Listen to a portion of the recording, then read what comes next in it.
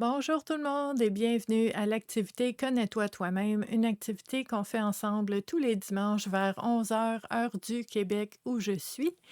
Donc, ça fait depuis octobre 2018, sans relâche, qu'on est ensemble toutes les semaines, tous les dimanches, pour explorer différentes thématiques qui nous permettent de faire des prises de conscience intéressantes, importantes aussi, qui ont vraiment le potentiel de changer notre façon de voir les choses, notre perception de nos relations, euh, de nos décisions, de nos choix, pour nous aider justement en voyant les choses autrement, ben, de pouvoir mieux cibler les prochains pas parce qu'on voit plus clair maintenant.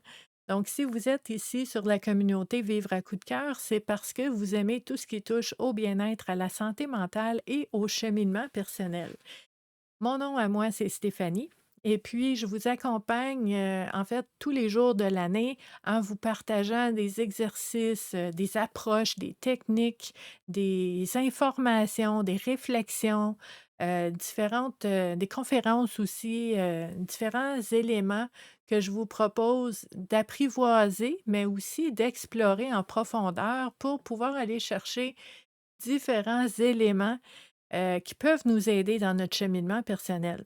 Donc, si vous êtes curieux, si vous êtes ici, depuis peu ou que vous tombez sur cette activité-là, en fait, moi, ça fait 29 ans que j'accompagne les gens, en fait, depuis mes études en travail social et puis, depuis presque 8 ans maintenant, j'accompagne les gens en ligne en tant que travailleur autonome, via Vivre à coup de cœur. Donc, très heureuse d'être avec vous encore une fois aujourd'hui. Vous allez voir, en fait, aujourd'hui, on va utiliser un jeu de cartes oracle pour nous aider à faire des prises de conscience auxquelles on n'aurait pas nécessairement pensé. Comment ça fonctionne? Je vous disais tantôt, il y a plein d'approches, de techniques, des outils qu'on peut utiliser dans notre cheminement.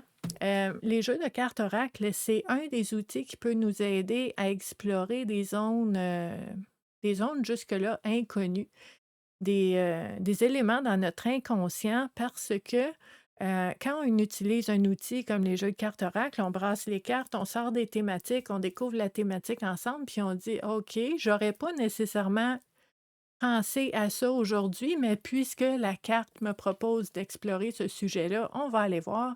Et c'est là que peuvent émerger des souvenirs, des paroles, des visages, des blessures, des rêves qu'on a oubliés. Puis ça peut vraiment permettre des belles prises de conscience.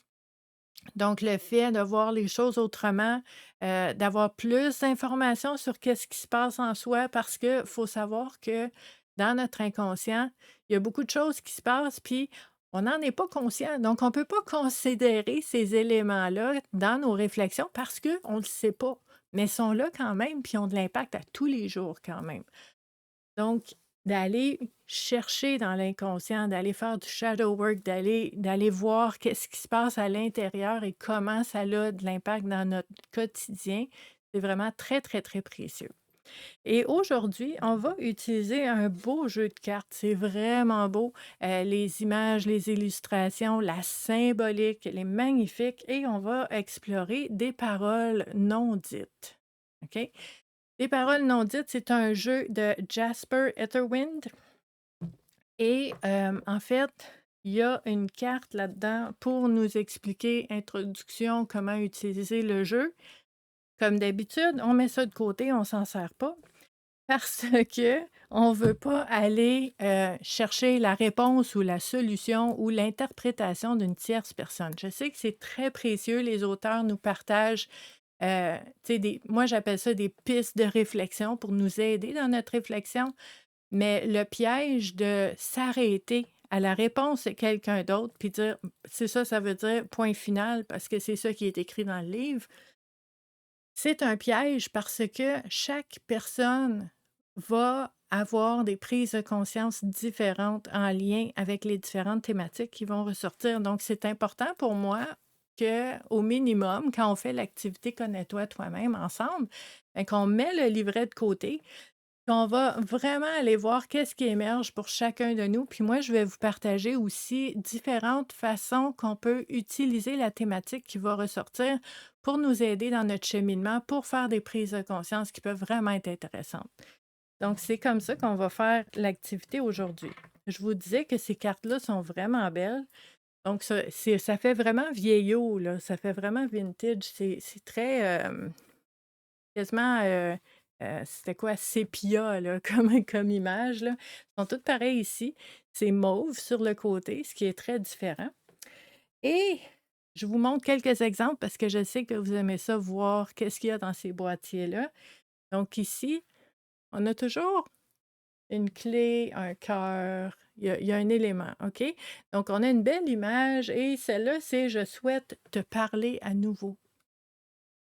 OK? Celle-là ici, je pense aux promesses que nous nous sommes faites. Voyez-vous, ça fait vraiment, c'est des beaux points de départ pour des belles réflexions. Celle-là ici, je me souviens de nos voyages ensemble. Celle-là, je planifie une surprise pour toi. Celle-là ici, je doute de mes propres sentiments. C'est pas facile ça, hein? On tire une carte comme ça, puis on dit: «Oh, OK, est-ce qu'il y a une personne dans ma vie, une relation où est-ce que je suis pas 100% convaincue d'être à la bonne place?» Puis c'est pas facile quand je vous parle de shadow work, c'est ça, là. Donc les cartes peuvent vraiment nous aider à aller explorer différents éléments comme ça. Donc cette carte-là, je souffre de la distance entre nous. C'est vraiment pour se dire les vraies affaires, puis pour aller voir ce qu'on porte en soi, puis l'accueillir, puis l'accepter. De dire, même si j'aime pas ça, c'est comme ça je me sens par rapport à une telle relation. Celui-là, il y a un téléphone dessus. Je pense à t'appeler. Est-ce qu'il y a quelqu'un qui me manque puis que j'aimerais appeler? Je suis triste de notre éloignement. Donc, il y a vraiment moyen d'explorer des belles thématiques.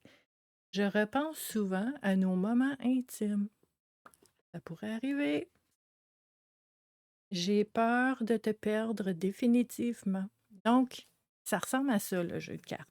Là, ce qu'on va faire maintenant, je prends les cartes, je vais brasser les cartes en ayant l'intention que les 3 thématiques qui vont ressortir soient vraiment déclencheurs de prise de conscience, soient importantes, intéressantes et pertinentes pour toutes les personnes qui regardent l'activité Connais-toi toi-même en ce moment et qui veulent faire cette expérience-là en groupe, ensemble, comme on fait maintenant, mais aussi pour toutes les personnes qui vont avoir l'instinct ou l'intuition de cliquer sur cette vidéo-là et faire l'expérience un petit peu plus tard. Parce que le fait que cette vidéo-là soit préenregistrée, mais ça fait en sorte que Facebook ne va pas la supprimer après 30 jours. Elle reste en ligne dans l'onglet vidéo de la communauté Vivre à coup de cœur, donc on peut y revenir quand on veut. Il y a 8 ans de vidéos en arrière de nous, tous les dimanches. Vous pouvez aller voir.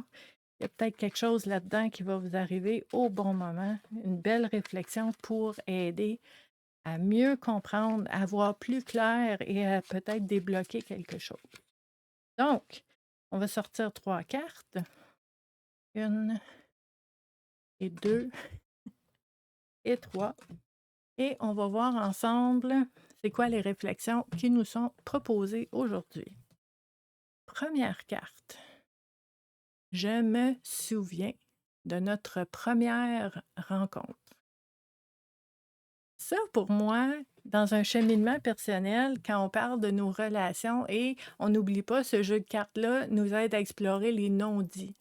Donc, ce qui n'a pas été dit, ce qui n'a pas été exprimé, puis qu'on gagnerait peut-être à exprimer, puis à affirmer, puis à dire. Donc, ici, on nous parle, je me souviens de notre première rencontre. Quand vous prenez contact avec ces thématiques-là, est-ce que vous voyez un visage? Le visage d'une personne. Puis que vous dites, cette personne-là, ça fait tellement longtemps que je la connais. Puis on dirait on a pris des routines, des habitudes, puis on est très Tu sais, qu'est-ce qu'on fait cette semaine? Qu'est-ce qu'on fait aujourd'hui? Puis on est dans le moment présent, mais des fois de retourner en arrière aux racines d'une relation. La première fois qu'on a vu cette personne-là, la première fois qu'on lui a parlé, je me souviens de notre première rencontre. Où où j'étais, comment je me sentais, qu'est-ce que j'étais allée faire à cet endroit-là? Est-ce que j'étais contente d'être là? Est-ce que je me sentais obligée d'y être? Comment les choses se sont passées pour qu'on puisse se croiser et se rencontrer au moment très précis où on s'est rencontrés? Comment ça s'est fait? Comment je me suis sentie? Qu'est-ce que ça a voulu dire pour moi? Quel sens que j'ai donné à cette rencontre-là? En quoi c'est devenu important pour moi? En quoi c'est devenu significatif pour moi, cette relation-là que j'entretiens depuis des semaines, des mois, des années, puis qu'on est comme dans le mouvement quotidien? Mais ça me fait du bien de me rappeler des racines de cette rencontre-là. Donc ça peut être très personnel. On peut faire ça, tu sais, si vous avez votre cahier de cheminement personnel, puis vous écrivez par rapport à cette personne-là, cette rencontre-là, qu'est-ce que vous avez aimé de cette personne-là au départ? Puis tu sais, ça peut être, en amitié, ça peut être en amour, ça peut être heu, une collègue que vous avez eue, mais que vous travaillez plus ensemble depuis 7 ans, mais vous vous voyez encore régulièrement. Qu'est-ce qui a fait que c'était significatif et spécial? Comment ça s'est passé? Comment on a appris à se connaître? Est-ce que j'étais à l'aise? Est-ce que j'étais ouverte? Est-ce que j'étais sur mes gardes? Est-ce que je me protégeais? Puis comment je me sens maintenant et en quoi cette relation-là est importante? Ça, c'est vraiment précieux quand on parle. Tu sais, des fois, les gens vont dire, fais un exercice de gratitude, il faut avoir tu sais, de la reconnaissance pour les personnes autour de nous, puis ce qu'on vit de beau et de bon. Oui, absolument, mais ça, tu sais, c'est des consignes un peu en surface, hein. On peut vraiment approfondir. Ce que je vous propose maintenant, en lien avec cette carte-là, c'est vraiment un exercice d'approfondir la relation qu'on choisit d'approfondir pour soi-même, pour aller voir qu'est-ce qui a rendu cette rencontre-là possible. Quel était l'état dans lequel j'étais qui a fait que j'étais ouverte à ce moment-là à cliquer avec une personne. Puis comment cette personne-là m'a rendue à l'aise? C'était quoi? Est-ce que c'était sa générosité, son écoute? J'avais jamais été écoutée comme une personne, comme cette personne-là m'a écoutée. Je sais pas, c'est toutes des choses super importantes, mais on l'oublie parce que ça fait longtemps, puis on est rendu ailleurs. Mais de s'en rappeler, c'est vraiment précieux. Et deuxième étape, si ça vous tente, parce qu'il faut pas oublier, je vais juste ressortir mon petit boîtier ici. Le jeu, c'est des paroles non dites. Est-ce que ça pourrait être intéressant? Est-ce que ça pourrait être un beau moment? Est-ce que ça pourrait être amusant d'en parler avec cette personne-là? Tu sais, vous faites la réflexion pour vous-même, ça fait du bien. Puis là, ben, la prochaine fois que vous allez prendre un café ensemble, que vous allez sortir ensemble, faire une randonnée, aller vous promener, faire un road trip, te souviens-tu quand et comment on s'est rencontrés? Je te jure, ça peut être vraiment le fun. Puis ce qui est fascinant aussi, c'est que des fois, on n'a pas les mêmes souvenirs. Et c'est tu sais, ça peut être un événement, un même moment où est-ce qu'on était là les 2 en même temps, mais on n'était pas dans le même état. On n'était pas dans le même état d'esprit, les mêmes émotions, la même ouverture. Peut-être que peut-être que les 2 ne l'ont pas vécu de la même façon. Puis c'est quand même intéressant de pouvoir partager là-dessus puis échanger là-dessus. Ça crée encore plus de liens. Parce qu'on se dit les vraies affaires. Puis tu sais, les gens qu'on voit, puis qu'on aime, ben, on va leur dire, mais c'est comme une belle, tu sais, un beau moment pour donner du sens à cette relation-là, de passer du temps à parler de nos racines ensemble. Hem, tu sais, je peux vous donner des exemples. En fait, je pense, justement, je vous ai parlé de collègues tantôt, là. Moi, j'ai des collègues que j'ai eus, ça fait 15 ans de ça, 2006 même, dans un autre emploi.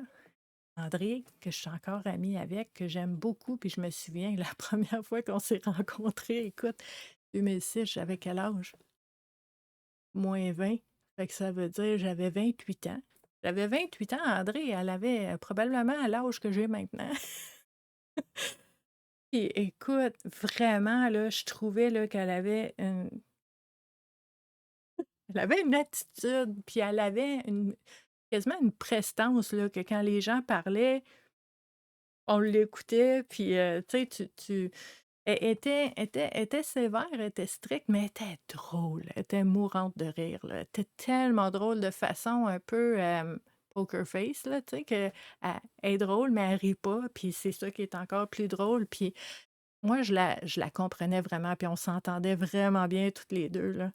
Puis je me souviens de, tu sais, comment je me sentais, puis comment je la voyais, puis après quand on a commencé à se parler, puis comment c'était. C'est quand même bien de s'en rappeler, mais imagine d'en parler avec elle. C'est déjà arrivé qu'on ait parlé ensemble, là. Mais, c'est ça, tu sais, puis ça peut être, et je pense à je veux pas nommer des noms, je veux pas nommer des noms, mais, des personnes que j'ai connues, sur internet. Sur internet, on s'est écrit, on s'est parlé, on a développé des liens, on a vu qu'il y avait beaucoup de miroirs, de similitudes, dans nos expériences, dans notre vécu, dans nos valeurs, notre façon de vivre les choses. L'impression d'avoir connu une sœur cosmique à ce moment-là. On a déjà parlé ensemble, hein, mon ami? Puis on s'est jamais vu en personne encore. Mais c'est quand même beau de parler de la genèse de ces relations significatives-là. Donc, on regarde la carte encore une fois. Je me souviens de notre première rencontre. Est-ce qu'il y a quelqu'un est-ce qu'il y a quelqu'un que vous gagneriez à faire un tour, un back to the future dans ces vieux souvenirs-là, et ça vous ferait du bien? Et ensuite, d'en reparler avec cette personne-là pour partager cette joie-là, de partager ces souvenirs-là avec cette personne-là. Puis, tu sais, si vous avez, une personne qui vous monte à l'esprit, tu sais, ça peut être, votre conjointe la première fois que vous vous êtes rencontrés. Hem, Quelqu'un qui est devenu très significatif pour vous, mais qu'il y a eu un moment que c'était un inconnu, puis c'était la première fois, puis vous saviez pas qu'est-ce que ça allait devenir, cette relation-là. Ben, ça peut être intéressant d'avoir ces belles discussions-là avec cette personne-là. Donc si, un visage ou une personne, émerge à votre esprit, ben, c'est peut-être sur cette personne-là qu'on gagnerait à explorer cette belle thématique-là. Puis tu sais, c'est le jeu de cartes des paroles non dites, donc on veut faire l'exercice pour nous-mêmes, mais est-ce que je peux partager? Puis tu sais, peut-être que vous allez vouloir faire cet exercice-là avec une personne qui est plus parmi nous. Ça peut être une personne qui malheureusement est déjà passée de l'autre côté du voile, qui est décédée, ben, on peut écrire une lettre, c'est du bien. On peut lui parler. On peut lui parler quand une personne décède, si elle est partout, ben, partout où tu es, tu peux y parler. Donc de parler à cette personne-là, où est-ce qu'il y a même pas de frontières, de limites, de territoire, de région ou d'interurbain de téléphone. Je parle, je me souviens quand je t'ai connue, ça m'a fait du bien. Là, tu plus là, mais ça me fait du bien de penser à tous ces moments-là, puis au premier moment où est-ce qu'on s'est vu. Puis des fois, là, vraiment, des fois, c'est très drôle. Il y a des moments vraiment drôles, là, dans les premières fois qu'on s'est rencontrés, où est-ce qu'on avait peut-être une impression, puis là, on a appris à connaître la personne, puis là, notre impression a changé. Mais ça aussi, ça peut être intéressant d'aller voir, puis ça peut être rigolo des fois. Donc le fait de le partager. Donc parole non dite, comment je peux prendre ces belles réflexions-là et la partager avec une personne? Vraiment un bel exercice. Si vous voyez, une personne à qui, vous pourriez partager cet exercice-là, ben, vous pouvez partager la vidéo, mais vous pouvez aussi juste faire l'exercice avec cette personne-là. Ça peut être vraiment beau. Si vous l'avez déjà fait, vous pouvez nous partager aussi comment ça s'est passé pour vous. Toujours intéressant aussi. Notre deuxième carte. OK. Deuxième carte. Je me sens incapable de répondre à tes attentes. OK, on change de registre. Donc, si dans ton cheminement personnel, la thématique pour guider une réflexion, c'est je me sens incapable de répondre à tes attentes.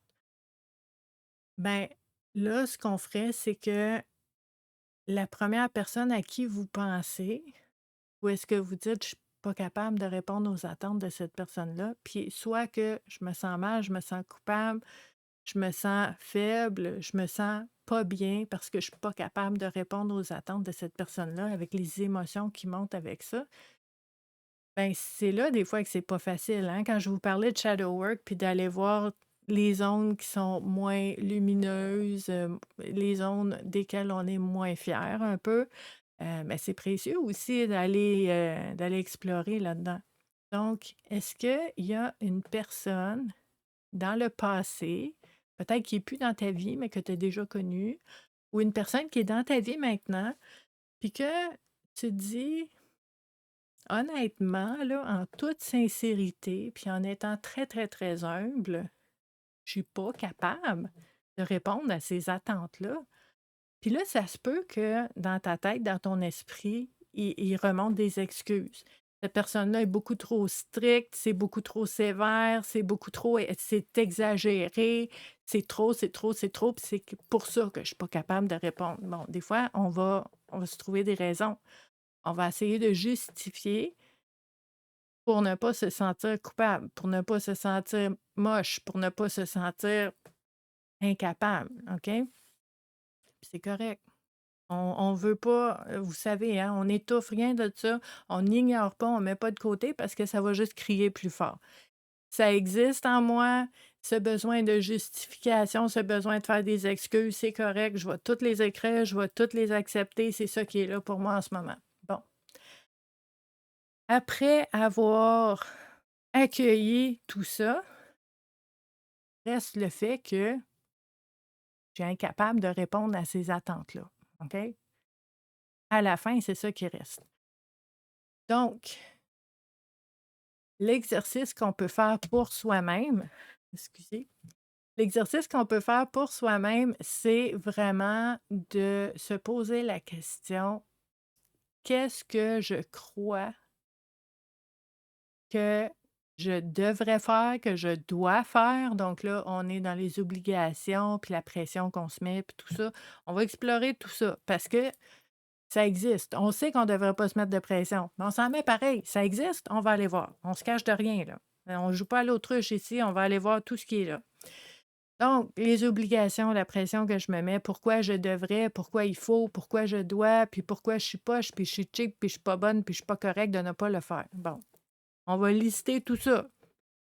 Ça peut être 3 lignes, 3 pages, peu importe, recto verso ou pas, whatever, on va explorer tout ça. Ensuite de ça, mes intentions. Quelles sont mes intentions? Est-ce que mes intentions sont de torturer, de faire du mal ou de faire chier cette personne-là en ne répondant pas à ses attentes? Peut-être que oui. Des fois, il peut avoir un petit peu de ressentiment, esprit de vengeance, il est arrivé quelque chose. Ça se peut, on veut être honnête. Mais peut-être que vous allez dire: «Pas du tout, j'aimerais ça être capable, mais je suis pas capable». OK, donc pas pas d'intention de faire du mal. C'est juste que peut-être, dans la réflexion, peut-être que nos valeurs ne sont pas les mêmes. Puis peut-être que le fait de répondre à tes attentes à toi, ça l'enfreint à mes valeurs à moi. Oh, ça c'est intéressant comme réflexion. Parce que je ne veux pas faire du mal à une personne que j'aime. J'aimerais donc être capable de répondre à ses attentes, à ses besoins, mais le fait de le faire, ça va à l'encontre de mes propres valeurs. Ça, c'est important. Donc, si je dis non ou si je suis incapable ou si je ne le fais pas, ce n'est pas contre toi, c'est pour moi et c'est surtout pour ne pas être contre moi, tu parce que le fait de nager à contre-courant, c'est épuisant, puis ça c'est douloureux, ça fait mal. On n'est pas là pour se torturer. On n'est pas là pour se sacrifier non plus. On est là pour, oui, pour s'entraider, pour être là ensemble, mais on est là pour vivre d'une façon qui fait du sens pour nous et de prendre des décisions, de faire des choix pour pouvoir vivre de cette façon-là. Donc, c'est pour ça aussi qu'on choisit dans notre entourage qui est là, puis que souvent, quand les valeurs se ressemblent, ben c'est plus facile. Donc, quand ça, c'est toutes des réflexions super intéressantes pour soi-même, OK? Puis comme je vous dis, on ne joue pas à l'autruche, on ne se cache pas la face. Si on voit quelque chose en soi qui est moins beau, on n'est pas très fier, puis on dit: «Ouais, je dirais pas ça à voix haute, mais je vois que j'ai ça en moi». Ben, c'est correct, tu es pas obligé de le dire à voix haute, mais il faut que tu le vois en toi-même, ça existe en toi. Mais après, dans tes intentions, dans tes choix, dans tes décisions, comment ça se manifeste, comment c'est activé dans ta vie, là, on a des choix à faire. Donc, toutes ces réflexions-là peuvent être vraiment, vraiment intéressantes dans un cheminement personnel, mais là, on n'oublie pas, dans notre réflexion aujourd'hui, on parle des paroles non dites. Donc, après avoir fait ces réflexions-là, puis là, tu n'es pas obligé, il n'y a aucune obligation là-dedans, mais dans certaines situations, certaines circonstances, pour certaines relations, certains moments, quand tu te sens dans un certain état, puis que tu sens que c'est le moment, est-ce qu'on peut parler de ça ensemble? Parce que c'est non dit. Je me sens incapable de répondre à tes attentes. Puis là, en communication non violente, si ce sont des paroles non dites, puis qu'on veut en parler avec la personne, on n'est pas là pour la blâmer. C'est pas, je peux pas répondre à tes attentes parce que tu es exagéré, puis c'est trop, puis c'est impossible, puis tu exagères. C'est pas ça. On relie la carte. Je suis incapable de répondre à tes attentes. Je te parlerai même pas de tes attentes. Je vais te parler de moi. Puis là, on va ouvrir une discussion qui peut vraiment être saine. Donc, ça n'a jamais été dit entre nous. Mais là, je pense que ça pourrait être intéressant, puis tu n'es pas obligé de le faire, encore une fois, là, je le dis, là, mais des fois, il peut y avoir des belles discussions si tu te sens prêt puis que l'autre personne est ouverte. Je te dirais, je ne sais pas si tu as remarqué, mais moi, j'ai remarqué. Puis je sais, de ce que j'ai compris, puis de ce que j'ai vu, puis de ce que je ressens, je sais que tu aimerais, tu sais, que tu as certaines attentes. Puis là, peut-être que la personne va dire, ben je peux te les dire, mes attentes, tu sais. Bon, oui, OK, dis-moi-les. Il y en a certaines là-dedans que je suis incapable de répondre à ces attentes-là. Et tu n'es même pas obligé de te justifier. Puis c'est pas une négociation, c'est pas une transaction. C'est une communication où est-ce que je te dis, j'entends, je comprends, je vois c'est quoi tes attentes et je te dis que celle-là puis celle-là, moi, je peux pas répondre à ces attentes-là. Je suis pas obligée de justifier, je suis pas obligée d'expliquer pourquoi, comment, d'où ça vient, comment je vois ça. Je suis pas obligée. Je peux. Je suis pas obligée. Mais je suis pas capable de répondre à ces attentes-là. Est-ce que on est capable de rester en relation, de continuer de s'aimer, de continuer d'être bien ensemble, même si je coche pas toutes les cases? Peut-être que oui, peut-être que non, mais comme je vous dis souvent, autant savoir que de vivre dans le doute, d'avoir des peurs, puis de se créer des scénarios. Pourquoi ne pas aller vérifier, valider? Puis comme je vous dis, on n'est pas obligé de répondre à des attentes qui, tu sais, qu'on se sent pas à l'aise avec.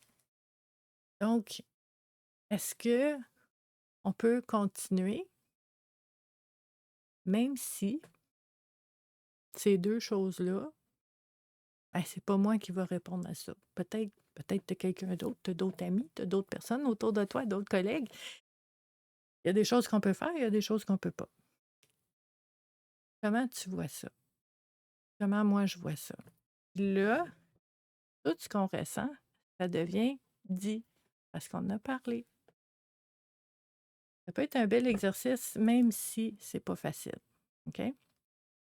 Donc, si, par exemple, vous avez des questions sur comment ça pourrait se passer, une discussion comme ça, ou si ça vous est déjà arrivé, puis que vous dites, Stéphanie, j'ai déjà essayé, mais la personne était complètement bornée, elle n'arrêtait pas de me demander pourquoi tu peux pas, pourquoi tu veux pas, puis elle voulait que je justifie tout le temps.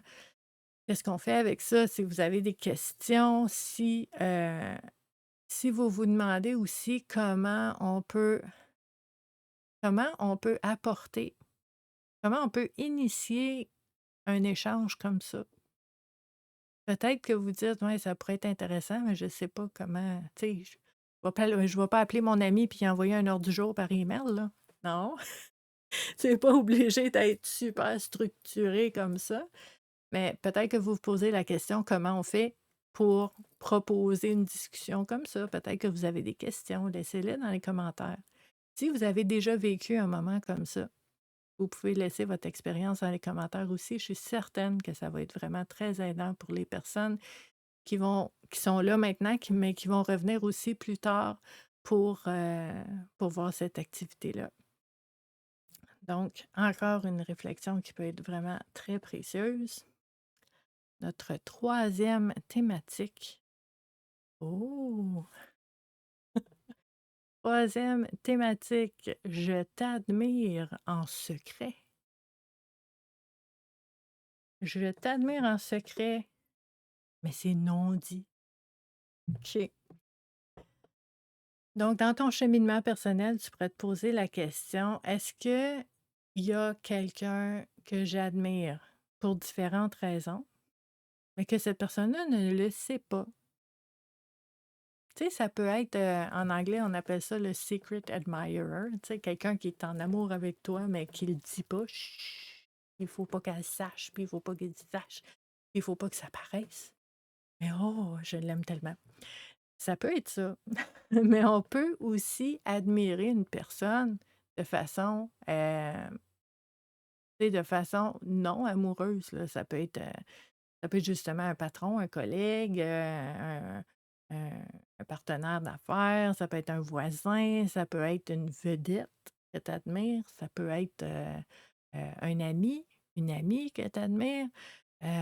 Puis ce qui arrive, c'est que souvent souvent, tu sais, on est comme pris un peu dans le quotidien, puis la routine, puis le pilote automatique qui embarque. Puis, tu sais, bon, on a des choses à faire, des responsabilités, on a des tâches, des obligations. Puis, bon, des fois, on n'a pas nécessairement l'élan ou le temps de prendre conscience de ces, tu sais, cette admiration-là qu'on a pour certaines personnes. Des fois, oui. Des fois, vous savez que vous admirez quelqu'un, mais cette personne-là, elle ne saura jamais parce que vous lui avez jamais dit, parce que ça n'a jamais à donner, on n'a jamais parlé, j'ai jamais pris le temps, vraiment, on fait d'autres choses, on parle de d'autres choses. Mais imaginez comment ça peut faire du bien. Puis c'est pour ça que je trouve que c'est un exercice intéressant dans un cheminement personnel, de vraiment aller explorer plus en profondeur qu'est-ce qui fait qu'on admire les gens qu'on admire. Et qu'est-ce qui fait qu'on leur dit pas? Tu sais, je vous disais tantôt, peut-être qu'on n'a pas le temps, on est occupé, on y pense pas. Bon, ça peut être ça la réponse, mais ça peut être aussi, moi j'ai déjà entendu quelqu'un dire, hem: «Je fais attention de ne pas enfler la tête des gens autour de moi parce que je veux pas qu'ils se sentent supérieurs puis qu'ils commencent à: "Oh moi", puis tu sais, de flatter l'ego puis que ça devient, invivable, insupportable». Ça peut être ça ta raison. Puis en même temps, tu connais ton monde. Il y en a des personnes pour qui ça pourrait faire ça. Mais si c'est une croyance qui est généralisée pour tout le monde, c'est pas tout le monde qui va s'enfler la tête en se faisant dire quelque chose de gentil et de se faire nommer pourquoi quelqu'un nous apprécie ou nous admire, tu sais. Il y en a que ça va juste leur faire du bien, il y en a qui ont besoin de ça en ce moment. Il y en a, qui vont prendre ça comme une reconnaissance, tu sais, de dire: «Bon, ben, ce que je fais ou ce que je suis ou comment je suis, c'est reconnu, puis je suis contente». Tu sais, sans s'enfler la tête, content, c'est correct. Peut-être une autre raison, ça pourrait être, tu sais, la carte, c'est «Je t'admire en secret». Mais peut-être que j'ai peur de te le dire parce que j'ai peur que ce ne soit pas réciproque. Donc, je t'admire en secret. Le garde pour moi. Parce que si personne ne le sait, ben, je ne pourrais pas être rejetée, je ne pourrais pas être abandonnée. J'aurais pas le regard de quelqu'un qui dit: «Oh, je suis désolée, c'est pas réciproque. Ouch!» Tu sais, mais en même temps, comme je vous disais tantôt, que ce soit dit ou que ce soit non dit, c'est là pareil. Donc, est-ce que puis, tu sais, moi, personnellement, Stéphanie, là, moi, je suis de l'avis qui dit: «Autant le savoir». Moi, je veux savoir.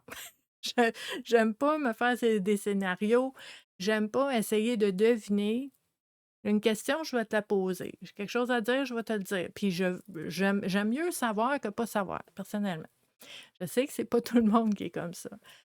Mais de voir dans votre propre réflexion à vous, quel est votre point de départ?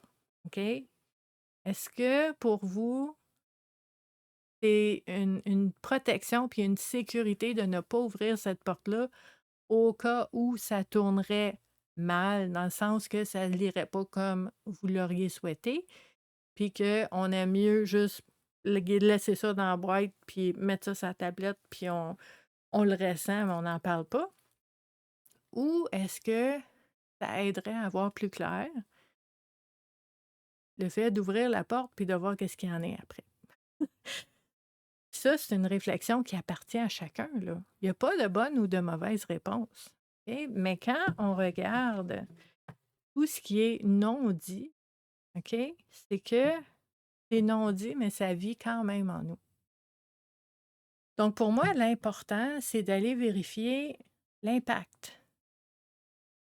Quel est l'impact sur moi, sur mon état, mes émotions, de la façon que je me sens, mon espèce de sentiment d'espoir ou de désespoir ou d'enthousiasme ou de motivation ou de démotivation. Comment ça m'affecte, le fait de garder ça pour moi, OK? Puis si les effets sont malsains ou si les effets sont juste pas le fun, hein, si c'est lourd un peu. Là, on pourrait se poser la question, quels pourraient être les effets si j'ouvre et j'en parle et j'arrête d'admirer en secret? Puis tu sais, on peut admirer une personne pour certains comportements qu'elle a eus, pour des talents, des compétences. On peut admirer une personne pour sa façon d'être, des qualités qu'elle a. On n'est pas obligé de. Tu sais, c'est pas une demande en mariage, là. Tu sais, je t'admire pour certaines choses, puis ça me tente de te le dire. Puis encore là, si tu as de la misère à te dire, tu peux l'écrire. Tu peux écrire un texto, tu peux écrire un message sur Facebook, tu peux écrire un commentaire, tu peux écrire, une chanson, un poème, un haïku, tu peux écrire tu sais, tu peux le faire comme toi tu le sens, mais qui fait que ça reste pas pris à l'intérieur. Parce que on n'oublie pas notre thématique des paroles non dites. Donc, comment je peux faire pour utiliser cette réflexion-là sur l'admiration que je peux avoir pour certaines personnes, mais en secret, puis comment je pourrais le dire. Puis tu sais, une autre façon qu'on n'a pas nommée tantôt, peu importe la réflexion là, qu'on veut explorer aujourd'hui, ben, si c'est difficile pour vous d'aller parler à une personne, d'aller affirmer, nommer à une personne tous les sujets dont on a parlé aujourd'hui, ben, pour aller euh, vraiment ouvrir sur des éléments non dits, ben, ça pourrait être, tu sais, je vous donne un exemple, là, moi, je suis intervenante psychosociale, il y a des gens, puis il y a des gens, tout le monde qui est avec moi en accompagnement va me nommer des choses qui sont très difficiles à dire à quelqu'un d'autre. Ils sont pas prêts, puis peut-être qu'ils le diront jamais à quelqu'un d'autre, mais il faut le dire, il faut que ça sorte. Donc, oui, on peut aller voir la personne, lui parler, on peut y écrire un texto, une lettre, on peut le faire, OK? Mais si c'est trop difficile, trouver quelqu'un à qui en parler. Un intervenant, un psychologue, une ligne d'écoute gratuite, un ami, une personne de confiance, pour ne pas que ça reste non dit. Donc ça aussi, c'est important que je le mentionne, là.